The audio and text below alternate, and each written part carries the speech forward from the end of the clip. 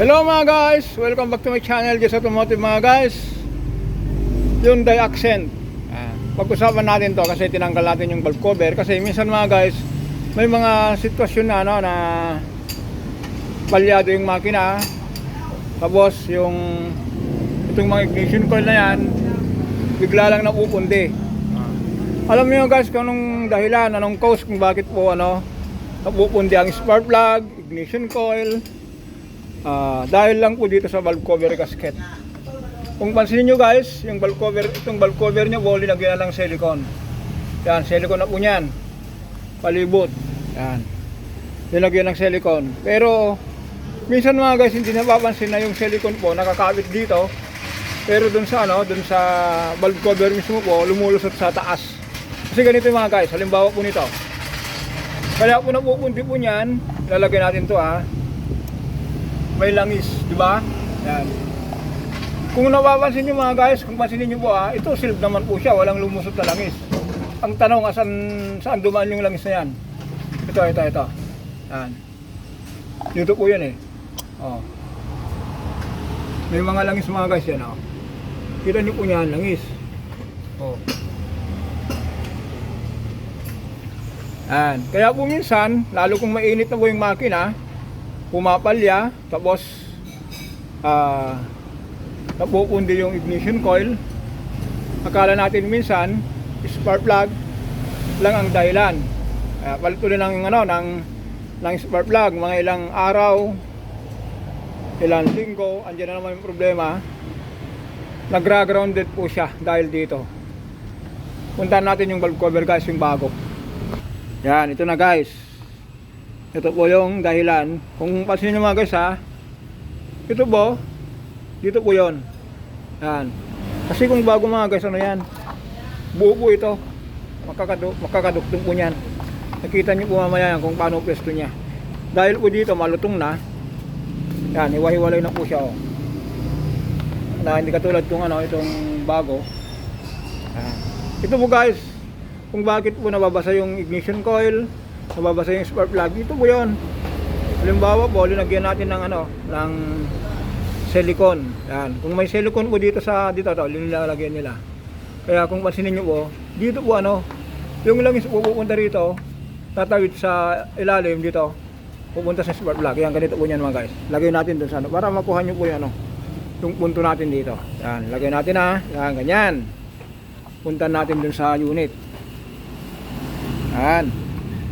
Di ba po, kung i-cover natin yan ganyan po yan, ganito po yon. Kung naka-cover po yan, ito po nagiging ganyan po siya, di ba? Ito po, meron pong silicone dito, walang dumaan na langis. Pero dito po sa dito, tatawid po dito, pupunta po dyan. Kaya yung spark plug mababasa ng langis. Ganun po yung mga guys.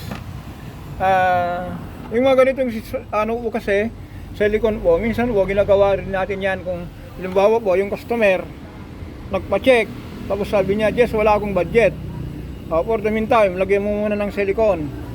Sige sir, pero dapat wag na.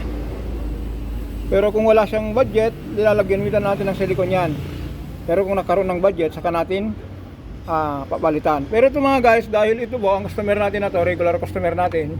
Pero itong sasakyan na to, bagong bili niya. Kaya sabi niya, Kuya Jess, magpa-BMS ako kasi yung binili kong Accent, minsan pumapalya, minsan okay. Yan. Dahil yung mga guys, ulitin natin, kung yung oil na yan, diyan sa spark plug na yan, kakaon na grounded. Instead na yung bato po ng kuryente na pupunta agad sa sa solido na mapunta sa spark plug, ang nanggagaling minsan mga guys, tumatalon yung kuryente, pumupunta sa body, yung makina po mapalya. Okay, ganun lang mga guys.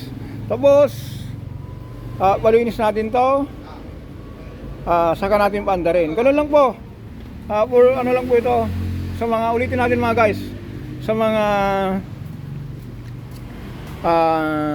beginners na mga mekaniko. Kung naka-encounter po kayo ng ganito, meron ba tayong may encounter po kayo ng ganitong problema, yung pumapalya, huwag muna tayong mag-conclude ng spark plug. I-check muna natin yung ano, pubunutin. Halimbawa po, ito po, nakatakip na ganyan. Magtanggal tayo ng spark plug, i-check natin yung ano, kung may langis. Ngayon po, kung may langis, magpapalit muna tayo ng valve cover gasket. Yan, magpapalit tayo ng valve cover gasket. Saka natin tanggalin yung spark plug, lilinis natin yan. Tapos meron pa tayo ano rito mga guys, yung Hyundai Sonata. Meron tayong na-encounter na ganito. Nagpa-change oil, ang ginawa po, renew yung driver, biglang umalya. Yung lunas na maba? Nung start niya uli, ganun na, palyado. Nag-check engine. Nung nagpa-scan, ang lumabas mga guys, camshaft sensor. Yan, yung Sonata po yun kasi halos parehas po yung gear po ng ano ng Hyundai Sonata at saka Accent.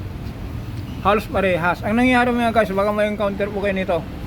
Palyado, nung in-scan po lumabas camshaft sensor. Akala nila camshaft sensor na pundi, nung linagyan nila ng bagong camshaft sensor, ganoon pa rin, walang nagbago.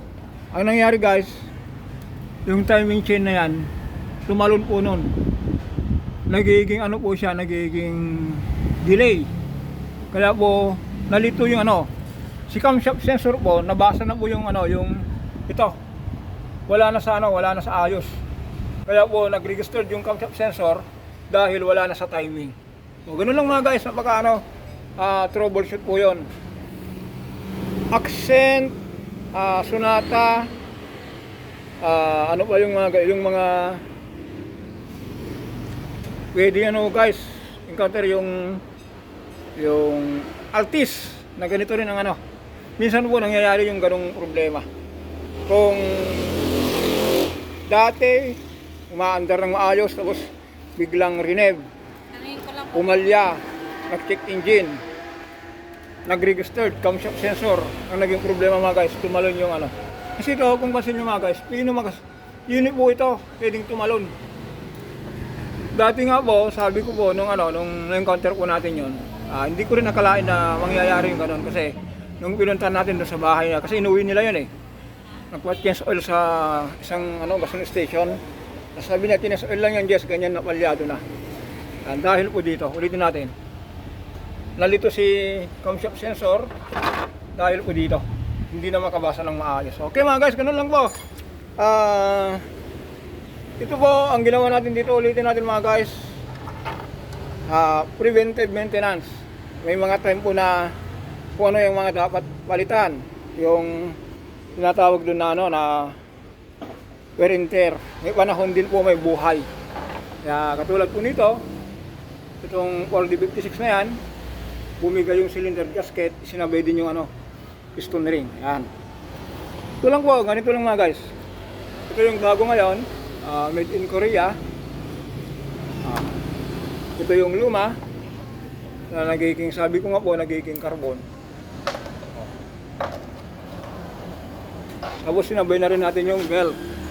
Kasi mga guys, yung belt niya sumasayad na po yung nito, yung lalim po, sumasayad na po dun sa pulley. Kaya kung minsan kung rinerve po yung high RPM,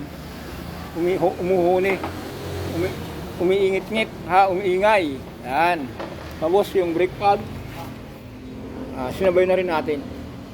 Okay, ganun lang po. Yun tayo, Accent from preventive maintenance. Pwedeng pang DIY po ito. Hanggang dito na lang po tayo. Don't forget po to subscribe, like and share. Maraming salamat.